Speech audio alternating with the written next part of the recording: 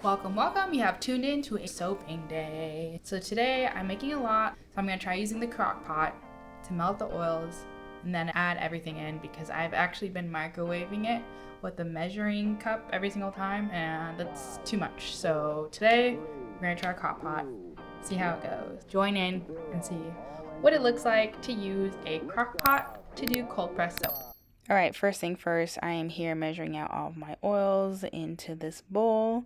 And then I'm going to transfer it into the crock pot and I'm going to initially put it on high to melt everything down.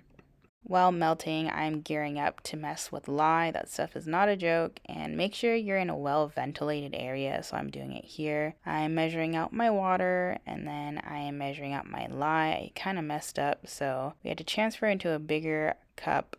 And then I realized that I was using silicone, and I've never used a silicone before, and I noticed something weird was going on with the water. So I am starting over again, and I'm sticking with metal utensils only, and I'm just adding in the lye and mixing it in now. And then I got a splash on my wrist and it was really itchy, and I've never had that before. These gloves are too short. I can't find my normal gloves that I use, but always have vinegar water around because that's what can neutralize the lye solution and not burn your skin. You can also use citric acid, but vinegar is readily available. So just have that around, and now I have my lye solution being made, and I'm just using a thermometer to see and keep track of where the temperature is. And if you see any of these floaties in your lye solution, just know it's sodium carbonate.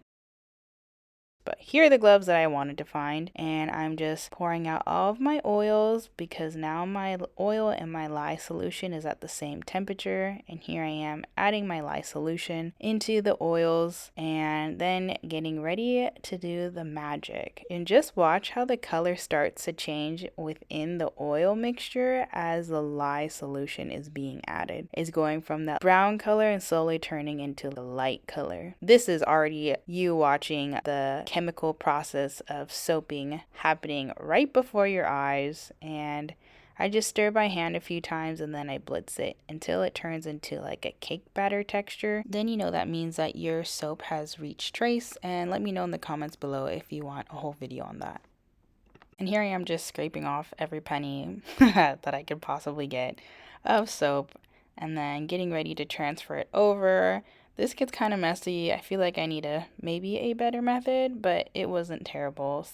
And then I'm adding my essential oil into each mold because I didn't want to make multiple batches for each scent. And now I'm shaping my soap into a design that I like, and then I'm topping it off with some herbs that match the scent or the essential oil scent that I put in. And here's a final look with the different shaping and the topping, and then I'm putting my soap to rest. But before that, I spray it with alcohol to prevent ash coming on the top. Ash is not bad, but I just don't really like how it looks. And the cardboard box is to actually help the curing process and keep the temperature range the same. Thanks for tuning in to Yule Naturals, and I hope you enjoyed how I used a crock pot to heat up my oils and kind of make it easier for me to go through the motions of making cold press soap. And let me know with a like if you like this video, and a comment below anything about using a crock pot in your cold press soap making.